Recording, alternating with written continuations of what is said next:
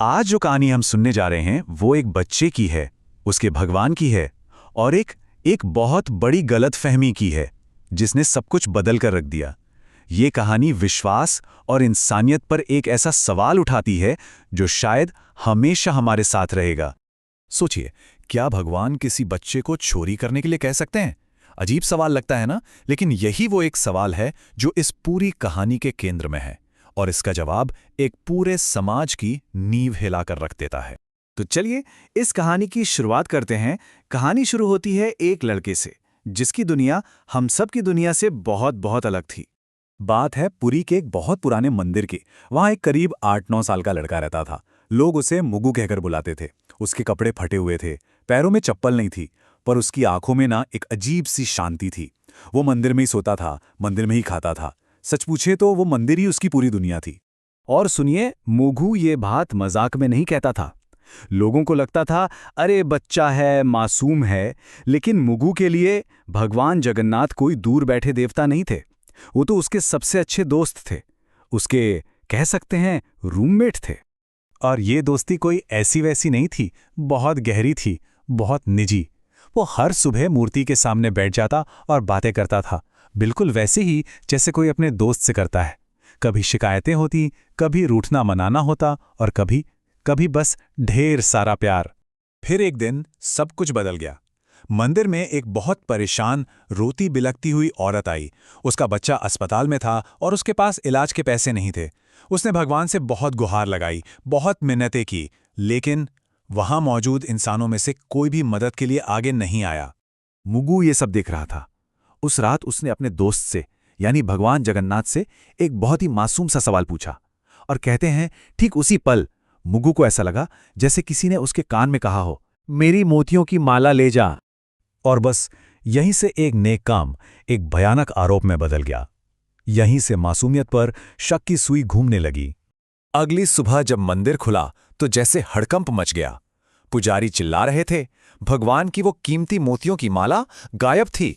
फौरन कैमरे चेक किए गए, लेकिन पूरी रात की रिकॉर्डिंग में कोई भी मंदिर के अंदर आता या बाहर जाता नहीं दिखा। तो अब सवाल यह था कि हार गया कहां? और जब कोई और सबूत नहीं मिला तो शक की सुई घूम फिरकर उसी एक इंसान पर आकर टिक गई जो हमेशा वहीं रहता था, मुगु। अब देखिए, एक तरफ था एक बच्चे का सच और दूसरी तरफ थी पूरी भीड़ का फैसला। टकराव बिल्कुल साफ था।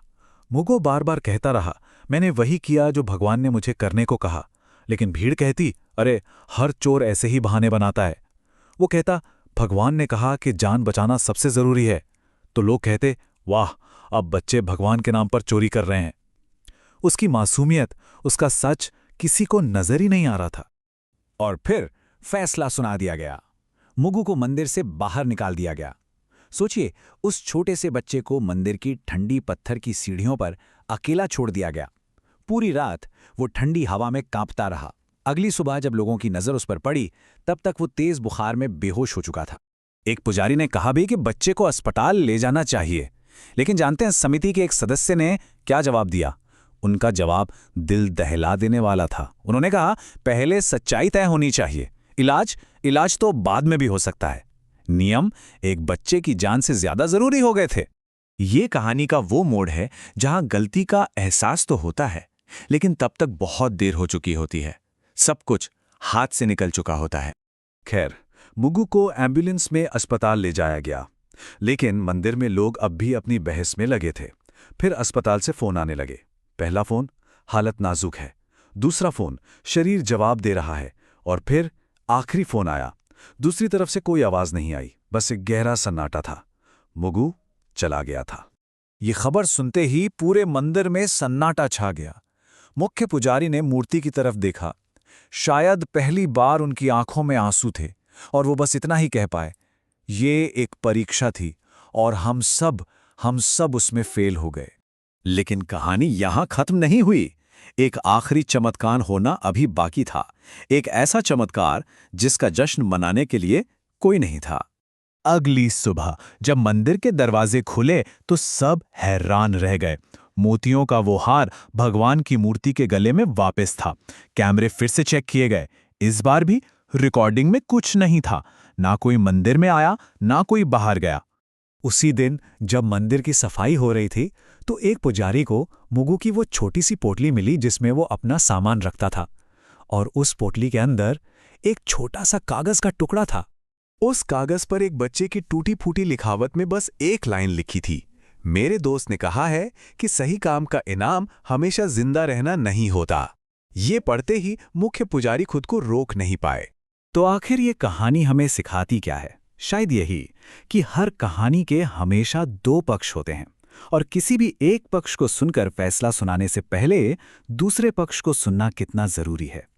शायद ये कहानी हमें बताती है कि सबसे बड़ी पूजा समय पर लिया गया एक सही फैसला है। ये कहानी एक और जरूरी बात याद दिलाती है कि भगवान हमेशा चमत्कार के जरिए काम नहीं करते। कभी कभी वो बस हमें एक मौका देते हैं और फिर देखते हैं कि हम इंसान क्या चुनते हैं।